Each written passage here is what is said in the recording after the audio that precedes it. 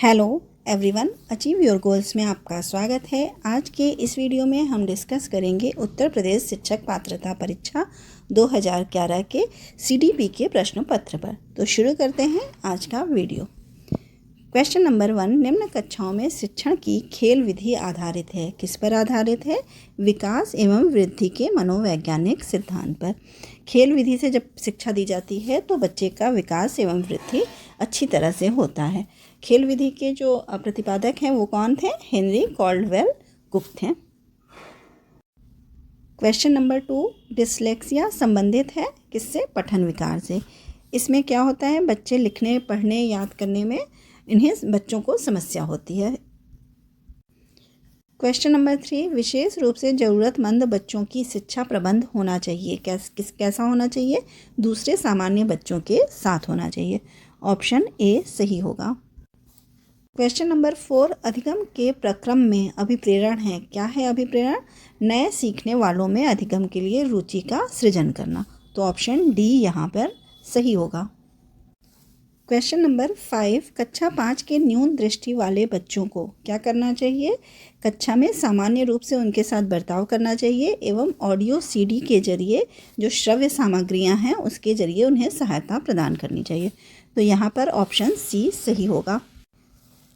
Question number 6, Shyam पट्ट को शिक्षण सामग्री के किस समूह के अंतर्भुक्त किया जा सकता है? श्याम पट्ट किस प्रकार की शिक्षण सामग्री है? दृश्य साधन है। तो ऑप्शन बी जो है वो हमारा सही होगा। क्वेश्चन नंबर 7, निम्न में से कौन शिक्षण कुशलता से संबंधित है? क्या शिक्षण कुशलता से संबंधित है? श्याम पट्ट पर लिखना, प्रश्नों को हल करना, प्रश्न पूछना, ये सभी शिक्षण कुशलता से संबंधित हैं। तो ऑप्शन डी यहाँ सही होगा। क्वेश्चन नंबर 8, कक्षा में जो विद्यार्थी प्रश्न पूछते हैं उन्हें क्या करना चाहिए? लगातार प्रश्न पूछने के लिए प्रोत्साहित करना चाहिए। तो ऑप्शन सी यहाँ पर सही हो जाएगा।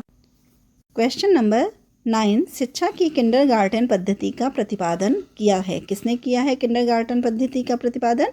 फ्रोबेल ने किया है। तो ऑप्शन सी सही होगा। क्वेश्चन नंबर 10, एक अभिभावक आपसे विद्यालय में मिलने के लिए कभी नहीं आता है। आप क्या करेंगे? यहाँ आप स्वयं उनसे मिलने जाएंगे। ऑप्शन सी यहाँ सही होगा। क्या करना चाहिए? तो बच्चे की उपेक्षा करेंगे, अभिभावक को लिखेंगे, बच्चे को दंड देना शुरू करेंगे। ये सभी जो है वो एक शिक्षक के लिए सही नहीं है। क्या करेगा शिक्षक? स्वयं उनसे मिलने जाएगा। क्वेश्चन नंबर 11, बचपन का सांप्रतिक दृष्टिकोण की मान्यता है। क्या मान्यता है? बचपन वृद्धि एवं परिवर्तन की एक अनूठी अवधि है। ऑप्शन डी यहाँ सही होगा। क्वेश्चन नंबर 12, एक प्रमाणीकृत पठन परीक्षण लेने के लिए 5वीं कक्षा को प्रस्तुत करने में शिक्षक को अधिकाधिक परामर्श दिया जाता है कि क्या परामर्श दिया जाता है? कि परीक्षण में आने वाले समान प्रकार के प्रश्नों के उत्तर देने के लिए छात्रों को अभ्यास कराना। ऑप्शन डी यहाँ सही होगा। क्वेश्चन नंबर 13, असंगठित घर में से आने वाले बच्चा सबसे अधिक कठिनाई का अनुभव करेगा किस चीज़ में? स्वतंत्र अध्ययन में। ऑप्शन बी सही होगा। क्वेश्चन नंबर 14, आप देखते हैं कि एक छात्र बुद्धिमान है। आप क्या करेंगे? वह जैसे अधिक प्रगति कर सके उस तरह से उसे अनुप्रेरित करेंगे। ऑप्शन सी सही होगा। क्वेश्चन नंबर 15, यदि कुछ विद्यार्थी कक्षा में अध्ययन की चित्त वृत्ति में नहीं हैं तो आप क्या करेंगे? क्या कर सकते हैं? उन्हें उनकी रुचि अथवा आप अपने विषय के अनुसार रुचिपूर्ण चीज़ें बताएंगे। ऑप्शन डी यहाँ सही होगा। क्वेश्चन नंबर 16, वह स्तर जिसमें बच्चा किसी वस्तु एवं घटना के बारे में तार्किक रूप से सोचना शुरू करता है कहा जाता है? कौन सा स्तर उसे कहा जाता है? मूर्त क्रियात्मक अवस्था। ऑप्शन डी सही होगा। मूर्त क्रियात्मक अवस्था किस वर्ष से किस वर्ष तक होती है? 7 से 11 वर्ष तक। जीन पियाजे ने बताया है कि 7 से 11 वर्ष में मूर्त संक्रियात्मक अवस्था होती है जिसमें बच्चा मूर्त चीज़ों के बारे में सोचना प्रारंभ करता है। इस अवस्था में बालक जो है संख्या बोध, वर्गीकरण, क्रमानुसार व्यवस्था, किसी भी वस्तु, व्यक्ति और के मध्य पारस्परिक संबंध का ज्ञान उसको हो जाता है और तार्किक रूप से सोचने लगता है। क्वेश्चन नंबर 16, वह स्तर जिसमें बच्चा किसी वस्तु एवं घटना के बारे में तार्किक रूप से सोचना शुरू करता है कहा जाता है? उस अवस्था को कहते हैं मूर्त क्रियात्मक अवस्था या मूर्त संक्रियात्मक अवस्था। जीन पियाजे ने संज्ञानात्मक विकास की 4 अवस्थाएं बताई है। उसमें मूर्त संक्रियात्मक अवस्था तीसरी अवस्था है, जो कि 7 से 11 वर्ष तक होती है। इसमें बच्चा तार्किक रूप से सोचता है, संख्या बोध उसको हो जाता है, वर्गीकरण कर लेता है, क्रमानुसार व्यवस्था कर लेता है किसी चीज़ की, वस्तु और व्यक्ति के मध्य पारस्परिक संबंध भी स्थापित करने लगता है, और अपने चारों ओर के पर्यावरण के अनुकूल वो अनेक जो चीज़ें होती हैं वो सीख चुका रहता है। इसलिए इस अवस्था को मूर्त क्रियात्मक अवस्था कहा गया है। ये कब से कब तक रहती है? 7 से 11 वर्ष तक। क्वेश्चन नंबर 17, बच्चों के बौद्धिक विकास के 4 सुस्पष्ट स्तरों को पहचाना गया है किसके द्वारा? जीन पियाजे के द्वारा। ऑप्शन डी सही होगा। जीन पियाजे ने संज्ञानात्मक विकास की 4 अवस्थाएं बताई हैं। कौन कौन सी? संवेदकीय पेशी अवस्था जन्म से 2 वर्ष तक, पूर्व संक्रियात्मक अवस्था 2 से 7 वर्ष तक, मूर्त संक्रियात्मक अवस्था 7 से 11 वर्ष तक, और औपचारिक संक्रियात्मक अवस्था 11 से 18 वर्ष तक। क्वेश्चन नंबर 18, अल्पवयस्क बच्चों के अधिगम में अभिभावकों की भूमिका होनी चाहिए। किस प्रकार की होनी चाहिए? अग्र सक्रिय। ऑप्शन बी यहाँ सही होगा। क्वेश्चन नंबर 19, बच्चों के संज्ञानात्मक विकास को सबसे अच्छे तरीके से कहाँ कहाँ परिभाषित किया जा सकता है? कहाँ पर किया जा सकता है? विद्यालय एवं कक्षा में। ऑप्शन बी सही होगा। क्वेश्चन नंबर 20, डैश के अनुप्रेरित शिक्षण के एक संकेत के रूप में विवेचित किया जा सकता है किसे? विद्यार्थी द्वारा प्रश्न पूछना। ऑप्शन सी यहाँ सही होगा।